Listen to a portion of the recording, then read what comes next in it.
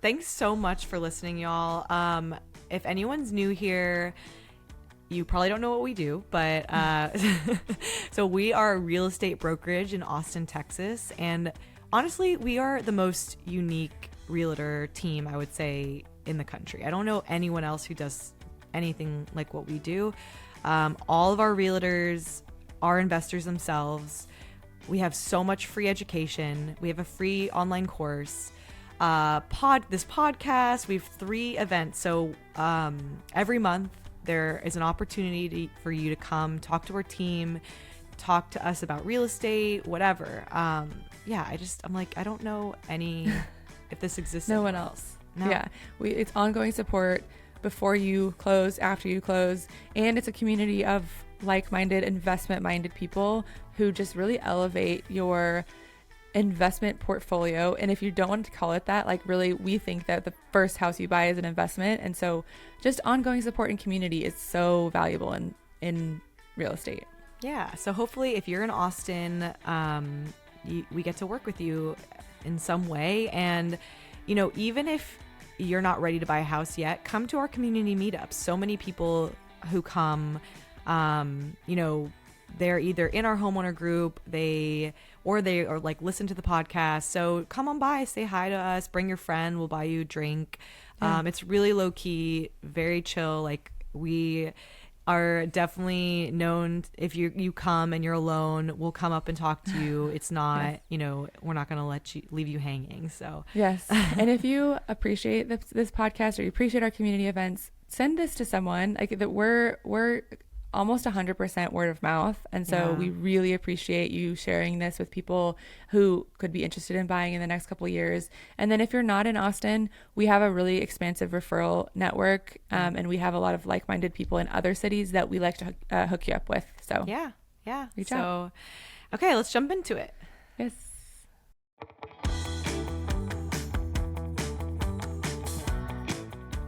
Well, welcome to the Open House Podcast, where women talk real estate. I'm Kristina Moderis. And I'm Steph Douglas. Yay, coming at you from the center of the country and the east of the country. Yes. I'm in Seaside, Florida right now, trying to escape. I left to escape the Austin heat, and I was like chilly last night. It was like 85. I was like, oh my God. There's like a breeze. It's like, it's chilly. That's cool. Sounds Eric was like a wearing dream. Pants and long sleeves outside as we were watching an outdoor concert. I was like, you could never do this there. But I yeah. What are you doing now? I know. How do you even do it? The pros and cons, obviously, of the city, but this is like the biggest con.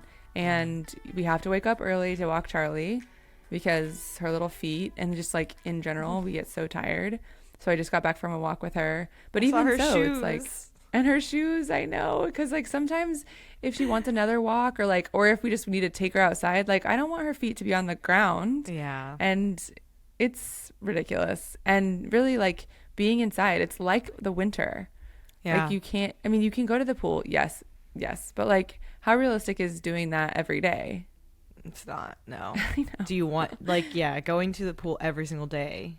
I mean, sounds good in theory, but then also you burn. know. Like, the sun is vicious. It's crazy. You're still out there, and you're still, like, if you're not submerged 100%, then you're hot. So it is tough. I like that you've built in an escape for yourself. Yes. I will say that this vacation, up until 2 days ago, has been a disaster. Oh my God, I haven't heard this. This is new to me. Okay, tell us everything. mainly because we get here and it was good for 2 days, and then it started to pour, like more rain than I've ever seen here ever. Even during like hurricane season, it was like unusually rainy for July, which was fine because I got COVID for the first time ever. I've never gotten COVID before. And it was like Eric's had it before, and I've didn't even try to like quarantine from him and never got it. And so of course this is the time I get it, and I get it up and like it lasted. It got me. It really got me. Like, I couldn't do anything. I couldn't eat. I couldn't move. You've had it before, and I think it got you good too. Yes, it gets me good every time. It's been 3 times. It's so bad. That is the worst. And on vacation. Yeah, it was. I was like, I was getting so mad. I was like, why every day, like waking up being like, I'm pretty optimistic. I was like, tomorrow will be better. Oh, like, yeah. No. That's the worst part about it. You're like, well, a normal sickness is like 3 days, 4 days. 4 days you start feeling better. Yeah. But like, that's just not how it goes. No. It lasted like a full 7 days, 8 days. Oh yeah. God. So on your 2.5 week vacation. Yeah, right. So for today I messaged Gracie and Holly and we're like, can we maybe not do our one-on-one stay just so I can have one more day before we have to leave. So it really, like, you can't handle anything. It's like you can't, even just sitting, even if you're in your bed taking meetings, it still like mentally takes it out of you, and it's bad. I am so sorry. But did anyone else get it? Eric didn't? Eric got it, but he only got it for like, it only affected him for 3 days. Oh wow. And then and Travis got it. Oh. But my sister and her friends, I think, gave it to us because they were like sick, but they didn't test. And I was like, what are you? And then of course Travis went home and tested. And I was like, that makes sense, because I feel like once I knew, that's when it really hit, the symptoms really hit me. I was like, oh God. Oh my God. Yeah. So that is terrible. The bright side was that it rained while we were sick anyway, like a crazy amount of rain. And then the minute we felt better, it got like so nice out. So the water's really beautiful.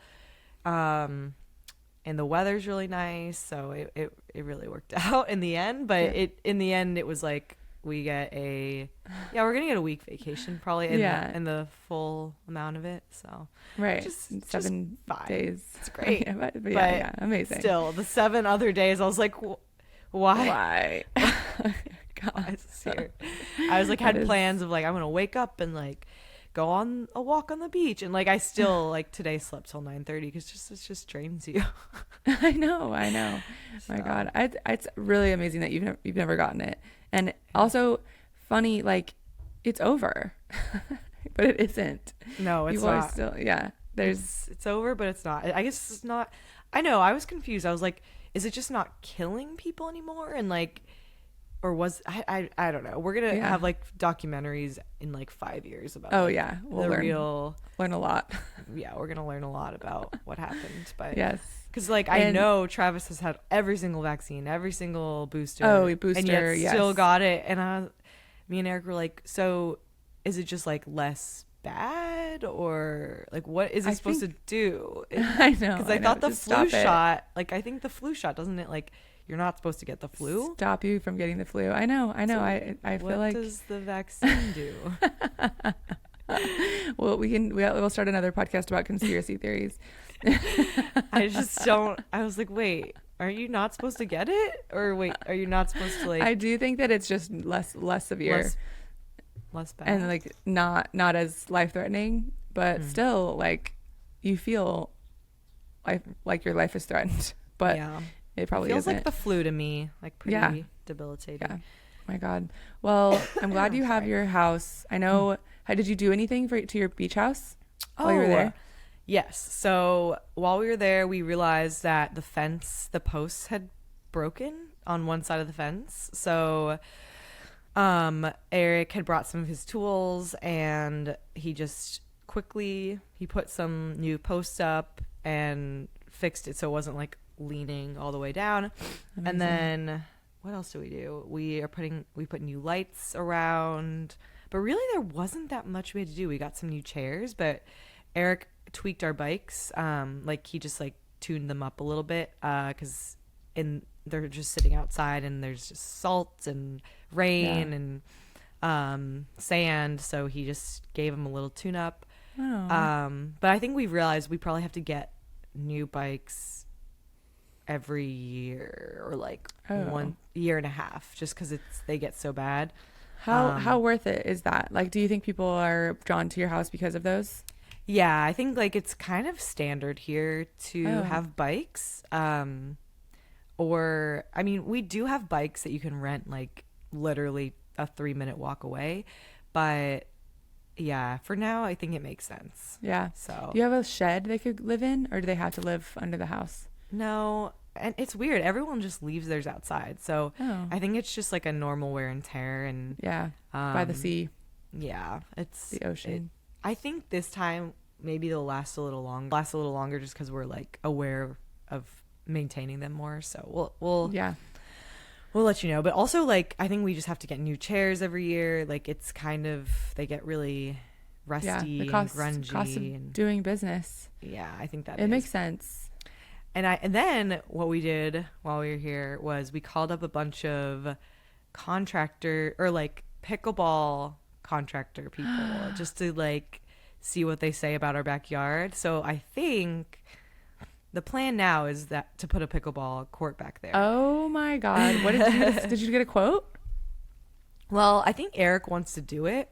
We'll see if he has time. But yeah, I think we got quoted the cheapest. We got quoted just for the concrete was $20K. So it would be expensive. Yeah. So we I was at the retreat house while you were gone, or like these past couple of days, and we were like looking at the like where we could put one there. It was like it needs to be 30 by 60, which we have. There's like half acre there, so it would be so fun. I know that's exciting. If Eric does it here, well, he looked into it because it's like, I guess this guy, he reached out to this guy who built their own pickleball court. And he was like, I wouldn't do it again because he made a bunch of mistakes. Like he pulled it, like he didn't surface it correctly. So it like pools water in the middle. And Eric was like, well, I do think Eric wouldn't make that mistake because he's like an over perfectionist. But you would probably make some sort of mistake. So, but I still think he wants to do it. That's exciting. I love that idea. Did you measure? It's all fits in all of it. It would take up like most of the backyard, but I think it'd be worth it because we're like, what else are we gonna do back there? We're not putting in a pool. Totally. No, that would be a disaster. At that Florida house, it would just it would be a disaster. Yeah, not having them in your backyard. I do think that like this heat, it is so nice to have a pool in your backyard. Yeah. But like, at what cost? Like, is it worth it? And then it's the same thing. Like, you're not going to be in your pool all the time. You're still going to have to like get in your car and get almost burned by touching the steering wheel. Yeah. So I don't know. Yeah. I think it makes sense for our retreat house because it does get so hot there in Texas, and we're not super close to the water. Where in our Florida house, like, I don't even think we would use it because the beach is so close. Right. And like I don't know. I'm more of a beach person than a pool person anyway. So I'm like, it just seems like a headache. Yeah. Go to the beach. I love the pickleball idea. I went out there. I had friends that came in town that like had never seen it. So we went and swam. Aww. But then I've been like tackling this pool situation, as you know, and just been so frustrated by it. But we're at a good place. Like the filter's working, the autofill is turned on. There's like a lot of things like at the house that need to stay the same. And if there's guests who are over there like trying to mess with it or whatever it is, and the symptom is, or like, you know, the problem is that there's problems with it, and so the people are going to try to fix it. So if it's just working well, no one's going to try to mess with it. But I did put locks on everything so no one can get into anything, so that it doesn't mess up. That's awesome. Good. Yeah. Okay. Well, and yeah, it's like you said, it looked good over there because last time, so I think if you guys listen, you know, me and Steph went over to so Steph and I we keep talking about these things. I know. So we bought a retreat house, me, Steph, and one other friend. It's by Lake Travis, kind of like Valente area in like 30 minutes from Austin. And we renovated it, added a pool, and it would be like a retreat house for our team and our community. and then we would Airbnb it when we weren't there. And then we had, I guess, Airbnb'd it for a year, and it kind of just was, we hadn't been over there in a while, and it just kind of had a lot of wear and tear and little things that we needed to fix. So we just spent 3 or 4 days there and got everything ready. So it looks good. Yeah, it looks really good. It's like, yeah, we tuned it up. We hung the lights a little better. We put a timer on the lights, and so they come on at night, and then they shut down. They're on for like 3 hours, and then they turn off on their own. The ping pong table is nice and clean. We bought ping pong paddles. Like, it's really interesting. I do think that there is something to, like, if it looks nice before, they're going to try to put it back nice afterwards. Mm-hmm. And so far the ping pong paddles have remained intact. There's a bunch of balls. Like, it's just a more luxurious situation than it was, and just by like a little bit of tweaking. I think I was thinking about that because we went to our Florida house, and like, I'm like, how is it so, like, knock on wood, I'm like, people treat this house so well. Like, yeah, the couch is good. Like, we have a white duvet. Like, everything is great. And then I rented because someone booked our house in Florida. So me and my sister own this house in Florida that we bought, renovated together. And I wanted to stay in Florida for 2 weeks, but someone booked it for one of the weeks that I wanted to stay. So I just rented a place in Seaside, Florida, and it's like a little tiny house, like a little cottage house behind a bigger house. And it is, I told Steph before we logged on here, one of the worst Airbnbs I've ever stayed in. It's just like so bad, and I'm not treating it well either, because I'm like, this is doesn't matter. Like, it doesn't matter because nothing is good here. Nothing makes sense. I can see, like, the door is all stuffed up back there. Yeah. Oh my gosh, it's so Do you see it? bad. There's scuff marks everywhere. Like, and this is a popular area. Like, it's so expensive here. It's crazy. Seaside is really expensive. I was like, I honestly think it's overrated. I would not stay here again. I love where our house is, and yeah, I don't know if you know their area, but we went to this. When you come in September, Steph, you'll see this cute area. It's called Alice Beach, and it's kind of like, there weren't a lot of people there yet, and we went to an outdoor concert yesterday, and it was like so lovely compared to Seaside, because there's just like so many groups of like 16-year-old boys just walking around Seaside, and I was like, I'm scared. Like, they are scary, and they're all just like shouting weird things, and I'm like, get me out of Seaside. It's not the vibe here. I don't like it. That's good to know. And Seaside is where they shot The Truman Show, right? Yeah. So it's like extremely picturesque. Yes, but, and it is overpriced. Like, anyway, but I do love it in the off season.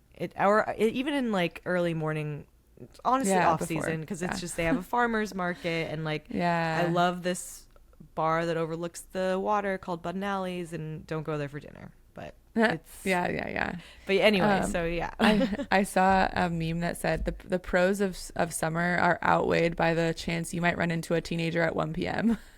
Yes. It's like, you're right. Like, I really don't want to see teenagers ever.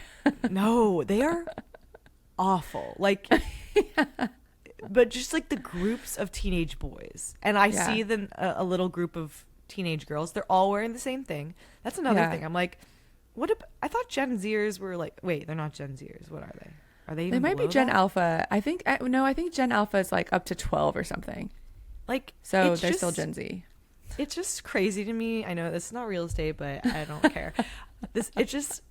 Everything is like frozen in time here. Like, everyone dresses the same. Kind of like when I was a teenager, everyone was like wearing jean shorts. Like, all the girls wearing jean shorts and like tank tops. And I was like, I thought they would like dress differently or want to be unique, but like, so that stresses me out. I was like, wait, don't do that. Be different. Like, stop all trying to fit in and go hook up with a weird guy on a beach. Like, it's just but the guys are all scary. They're just scary. A group of teenage boys has to be one of like the most dangerous groups of people. Yes. Oh my gosh. So I was in the gas station buying water or something. I think this was like probably right before I got COVID, and there was this group of like 4 teenage boys in front of me, and a police walked in, and they all like started looking weird, and the police started walking towards the back of the gas station, and 2 of the boys just had beer, and they just walked out. They just walked out with a case of beer, and the lady in the front was like, "Wait, what?" And then the 2 guys, the police there? Yes. The police in the and I think what had happened was like teenagers were coming in, and there was a back entrance, taking beer and just walking out the back entrance. Oh my God. And so these teenagers thought that they could maybe use their fake ID, and then saw the police and got spooked, and then like just casually walked out with the case of beer. And the lady like was like, "Wait, what are you guys doing?" And then like walked out. It was just, I was like, wow, that was so bold. I would never. So bold. It was like those fucking white 16-year-old boys. Like that ever, makes me just want to punch them in the face. Like so stupid. You couldn't pay me. No. But yeah, I love that you're in like a lesser traveled area. Like it's not like the touristy, right? Where yours is? No, I'm right in between Rosemary Beach, or I guess right in between Alice Beach and Seaside. So 2 miles from Seaside and probably like 2 miles from Alice Beach. That's so nice. Yeah, it's really nice. It's such a good idea, and you grew up going there as a kid, and it's like, I don't know, and you partnered with your sister. Mm-hmm. It's just it's exciting, and you get to use it whenever you want. Yeah, it is. It's been really nice, and it has been successful. Like it isn't. I'm just like shocked. I'm like, thank you for respecting our house. Like that's so nice. But I think it's because we do care about it, and we check in on it, and we have a cleaner who lets us know about things, and it's really nice. I feel really lucky. But yeah, this house, how many people does it sleep? 8. Yeah, preferably we want 6, but right. I know that's 8. We just did that to ours in our retreat houses. It used to sleep 10, and it can sleep 10, but we lowered it to 8 so that, because I think bachelorette parties and bachelor parties, they definitely get up there in numbers, and they're the hardest. They're so hard on the house. They're taping stuff up all the time. There's glitter, and so ideally we'll start getting people who are families, or I don't know. Yeah. Kids though are hard on stuff too. Yeah. So I mean, we have a lot of kids that come at our place. I think, again, I don't know how that works. I'm not. It's amazing. But I guess we did have a kid smash our TV. Like this one guest their kid threw a remote at the TV, broke it, and then also almost, I guess, put the fire pit we have on the deck downstairs. The wooden deck, and thought it would be smart to start a fire on that, and almost like burned it all down. So oh my God, that was like one incident we had this year. So, yeah. It's not without incidents for sure, but no. Like our retreat house, even though it was, didn't have the greatest reviews, and we're like beefing that back up and making that better, but it still made a lot of money in June. Mm-hmm. So the summer months are really good, especially if you have a pool or if you're by the beach. Yeah. And the good thing about the one in Valente, there's no permits needed. So like we're not breaking any rules. Our neighbors are nice. They are like totally understand. And yeah, so overall it's been good. Oh, should we talk about the partnership exit? Oh yeah, let's do that. That's actually great. Yeah, so it's a really good example of what could happen in a partnership, mm-hmm. and still be very positive. Like mm-hmm. we have our operating agreement, we know exactly what to do. So we bought it 3 ways, like equal partnership, 33 33. The retreat house, yes. This is the one that's 30 minutes from Austin that we put a pool into, and 3 ways equal. And our third partner is not like getting the joy out of it that she wants to get. Like she said that the stress is outweighing the joy, which is totally fair. That mm-hmm. is something that could happen. And like when that happens, you have to figure out, do you want to stick with it? Because, you're going to make money on it for sure. Not for sure, but you're going to make more money on it if you stay in it longer. But she decided that she was not interested in like that upside. And so she just wanted to like get out. Basically her investment is what she's going to get. Mm-hmm. So do you want to talk about how we're structuring it? Sure. So, and I will say that she's someone who had not bought a house before, and then like really dove into it. She was like, I want to see if this is something that is for me. So she bought her own house. And then she partnered with us to buy this. And I think she just slowly realized like real estate is not for her. And I think like at least not at this time period. Like she just started her own business and she's like everything, when every little thing, she like reads all the reviews and she's just takes it a little too personally. And like I think that's great on her that she actually dove in and tried to figure out if this was something that worked for her. So yes, kudos to her. Like I think that a lot of us just sit on the sidelines because we're like, well, these things could happen, I don't know, what if I hate it? So she dove in and like put herself in it and was like, nope, not for me. And now is taking herself out of it. Yeah, which is she knows herself now. I mean, she wouldn't have known whether she liked it or not had she not tried. I like that too. But she has her own house that she's been like loving, and so sometimes it's okay if it's not for you. Like it isn't for everyone, and we're definitely not trying to say that. No. So the structure is, we're essentially getting an appraisal. The appraisal is happening sometime in the next week or so. And I thought it already happened. Appraisal? I don't think so. Didn't she see it? Didn't she say she emailed us? Hold on. Yeah. Didn't I she think say she said like she said it's $795, but she was trying to schedule it. Oh. So let's see. $795 that's high. No, $795 is how much the appraisal is. Oh my gosh, I was like, I thought we thought it might appraise for around that much, right? Yeah. We think it's going to appraise for around 700. Yeah, so but let me see. High. Okay. Yeah. So they're coming next week. I think like the 24th. I also my first thought was like, oh my god, but it's costing $800 to get the appraisal, which is also really high. Like just as a side note of like costs in real estate in the industry, like things have doubled in price. Yeah. But so we're getting an appraisal, and then essentially whatever it appraises for minus what we owe on the property, so what the mortgage balance is, a third of that will be hers. Yeah. And we don't have that amount in our account. Like we don't have that amount of cash in the account that we share. So what we're going to do is pay her a down payment, essentially, like a lump sum of less than the total. And then over time, we're going to pay her back monthly. So from the proceeds of the Airbnb, she'll get a portion until the whole thing is paid back. Yeah. And so her initial investment, I think all of us put in 80. Well, I think it turned out to be 100. So it turned out that each of us put in 100K when 100. Like all was said and done, like linens, furniture, everything. Okay. So since she's pulling out, like we've only had this property for what, 2 years now? Yeah.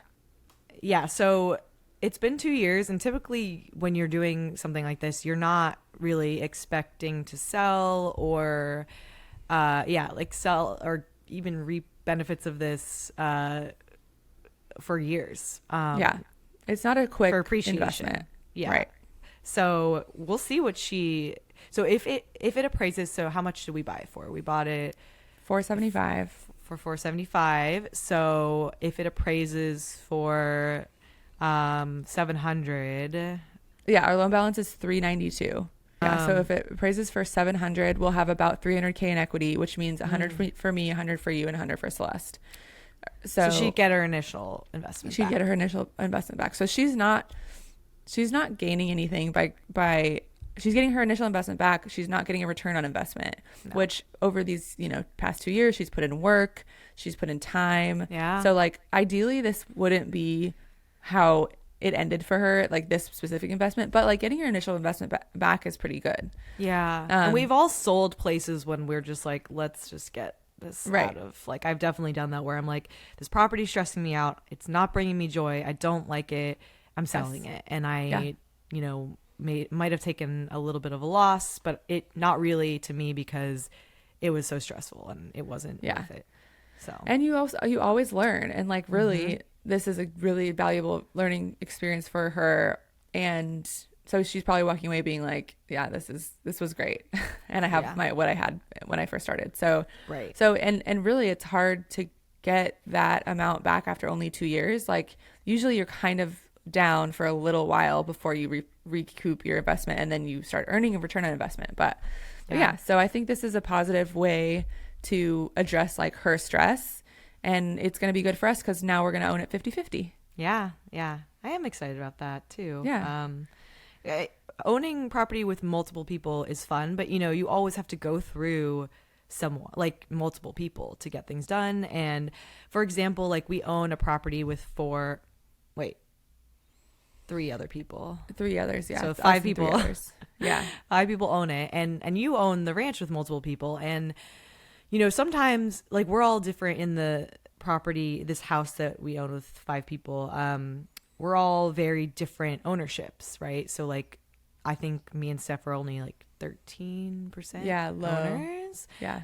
And so sometimes you're like, if there's like a big thing happening, you're like, wait, who is like, am I supposed to deal with that? Because like what's my ownership type? So it's like always having to go back to like who's doing what, and like communicating really well.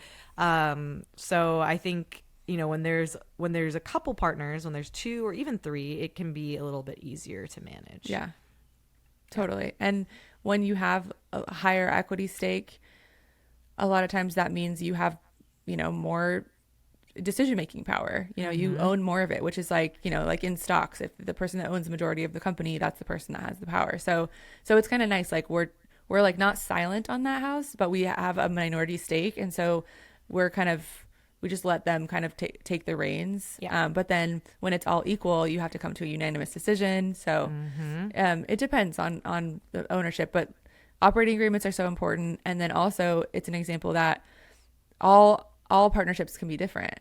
Yeah. Like we have 13%, and in some things we have half, in some things we have 30%. So yeah, it's a way to be creative. Yeah, I love it. How is the ranch house doing with, did you rent it out long term?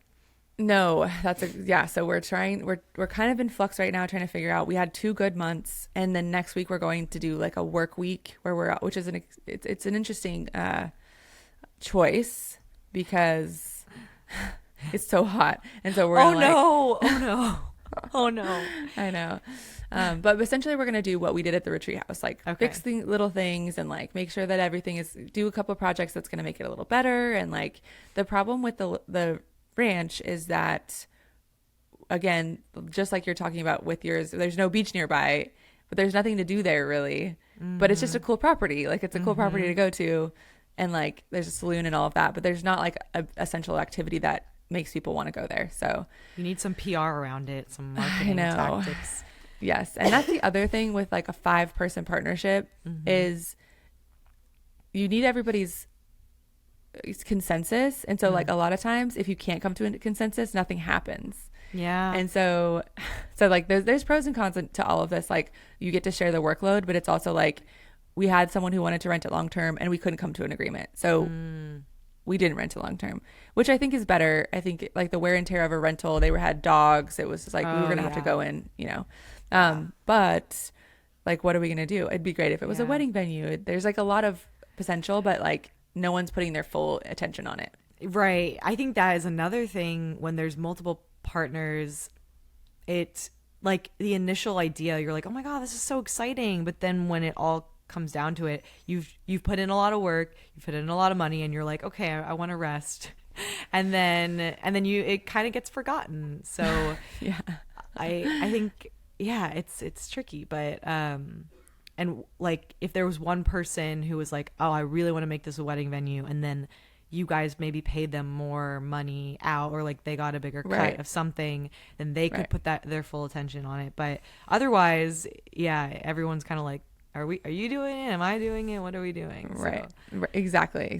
It's like, and also not everyone's in the same financial position. So if we wanted to say, okay, capital call, we're going to build a pool, people would be like, I can't do that right now. So like the other option would be one person putting that money down as like a loan to the business, and then you pay that person back slowly. So it's interesting. I love the ranch, and I'm so happy that we bought it. And again, if we were to sell it right now, we would double our profit. So that's kind of cool. It's amazing. Have you guys considered that? Because then you could maybe find something a little closer. And Yes, we have definitely. And we could 1031 exchange it into something. So that's like on the docket too. That's being talked about. Cool. So yeah, options. But like that's the cool part about real estate partnerships too, is like it gives you options. Like you have the space, you can either sell it, you can make it better, you can rent it long term, you can rent it short term. So if you can come to an agreement, it's really exciting. We did want to talk about this architect that both Steph and I hired, that I guess we hadn't talked about him in a long time. Like we both hired him because we were going to you were going to completely renovate your house that you used to live in, and I was going to tear down my house and rebuild. So we hired an architect that we thought could help us with this, and then it didn't go well. Yeah, we got a rec from someone, and like the funny thing about this is that we all got burned, like all of us, all three parties involved, but the first person that recommended us to him, we were all in really early stages, and he was like, he's great, like he's cheaper than a lot of people, and like, you know, that doesn't always work out. So we hired him to do the plans. He came to us that he got a deposit from me and Kristina, and like 1 week after the next, like I got him to come over, and then you got him to come over like the next week. Yeah, gave him a deposit, and then like nothing. Basically, it was like pulling teeth to get anything, like weeks and weeks and weeks. And he's such a super scammer. Like it's the perfect scam, because he's taking enough money where it was like like $2,000 from each of us. Exactly. Where he's like, it's not a lot of money, but it's not like a crazy amount of money that he's conning you out of. Yes. And then he also he was so communicative in the beginning, and also like throughout he would always respond being like, oh, I'm working on it, I have this. He'd have like all these excuses, and he'd also be like, oh, I sent you that, or like and you were like, no, you didn't. Like yes. he would be like, I sent you that and this, whatever. Like, so he just was like it was the perfect scam, because it was not that crazy amount of money.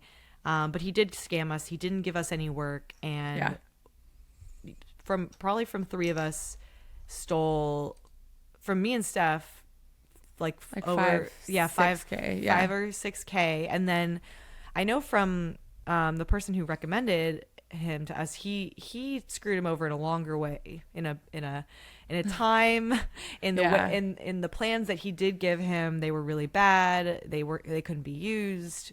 He just, it was not, he stole money but also his time. Yes. So recently you revisited this, because we were like, we're gonna get him, like we're gonna but then we were like, how do we get him? I don't know. I know. Well, so initially we were both like, you need to give us your money back, or give us our money back to him. Oh my God, yes. And he was like, okay, totally. Like, I totally understand. Yes, let me get with my accountant. Like, yes, of course. Like, I didn't do what I was supposed to do. And he was like, okay, my bookkeeper is going to send it to you. And they were like, okay, cool. And then nothing. And then we reached back out and we were like, hello, nothing. And he was like, oh my God, she didn't send it? I thought she sent it. And there's no bookkeeper. She didn't exist. No. Remember when he sent us a screenshot of him reaching out to her, and it just said bookkeeper on the contact? He just like changed someone's number to bookkeeper and then sent us a screenshot. Oh, he's the worst. So frustrating. So we have all this communication in writing about him being like, yes, you definitely deserve your money back. And so we let it go for a while, and then I don't know why I got so mad about it again. Because it's just like, it's the perfect scam, and he's such a little he's just a weasel. He's such a weasel. I know. And he's probably doing this to multiple people at all times. I just don't know how you live with yourself doing that, though. It's just crazy. He came to our house. I remember Eric like gave him, like, we had just gotten these like really nice steaks somewhere, and he was like talking about how he has a good grill, and Eric was like, oh, here, take one. Like, I was like, what? You are such an asshole. Such a scammer. Yeah, the worst kind. And so my anger reemerged, and I was like, I'm gonna get us get him. We're gonna get him, and we have a lawyer that is not very good at communicating. She's like, just takes a long time. We need a lawyer recommendation, actually. Yes, if anyone's we do. out there. But I basically sent her everything that we have, all the communication and writing is really key with people because it does hold up. So if you're talking on the phone with someone about something important, always send like a follow-up text, like, here's what we just talked about. But essentially she's going to send a certified letter of basically demand saying, hey, pay us this money back or there will be further action. That's great, because I would love that. That would be amazing. $25,000 to $3,000 back. That would be yes. Great. It would be a nice little surprise because we just wrote that off as a loss, but he doesn't deserve that and he should be held accountable. So, yeah. And another way, wasn't it the Better Business Bureau? You can go on there and write just everything that he did on there. Yes. Yeah. And always Google whoever you're working with, because there wasn't that much on him. I think he just like kind of goes under the radar, maybe changes the name of his business. But we had a friend get scammed out of a lot of money, and he made a website dedicated to this guy. And so that this wouldn't happen to other people. And he like named it, like he bought the domain that was his name.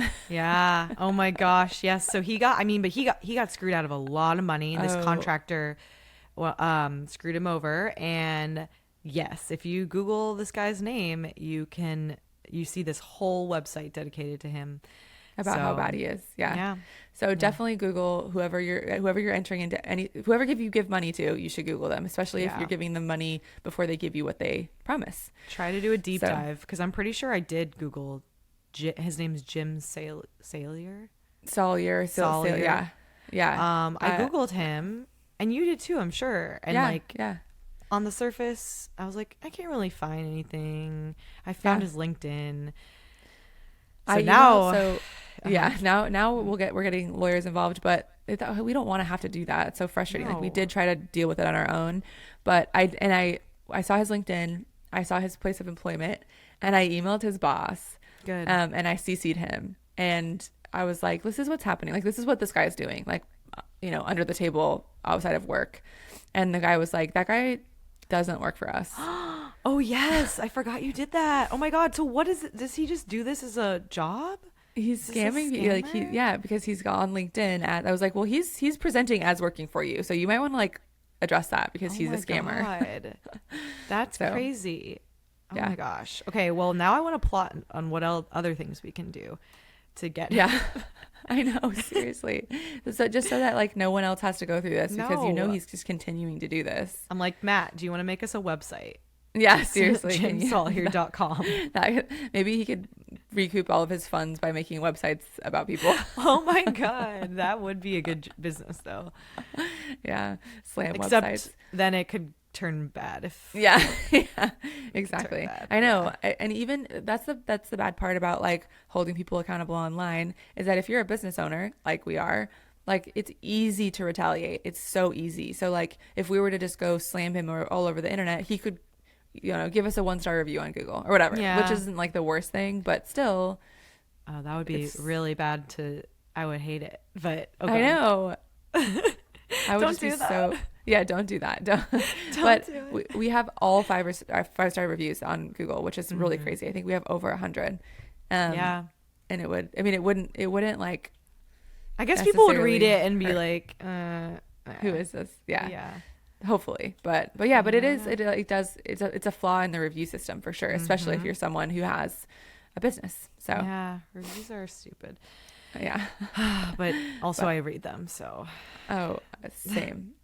Okay, well, the moral, this was a kind of a general update on everything. Is there anything else? No, I think we're good. And like just a light summer breezy episode of things. Oh, last thing, we are about to be done with our office renovation. About to be done in quotations, but it's going to be so beautiful. Oh my gosh, yes. I'm so excited to see it. Like everything she's sending, I'm like, it's going to be transformed in like a week, which is crazy. She's famous for just doing things so quickly, and like people want to work for her because she's got so much clout on the internet, and like totally she can get things done so quickly.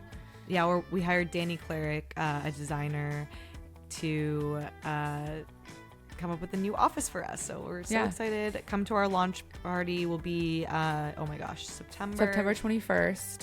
September 21st, 6 to 10. And yeah, just go to our website. We have an events calendar on the website, and you can register for all of our upcoming events. RSVP, because it's going to be so cute. And I don't even think we should do a big reveal until the launch party, so people can see it. True. We should wait, because it's going to be so incredibly beautiful. And a lot of people are confused. We did not buy this space. We are renting it. First which is commercial rental. Yeah, which is a little like a tiny bit painful. Yeah. But, it's worth it. Yeah. I mean, they are going to get I know. I'm like, this space is going to be so cute.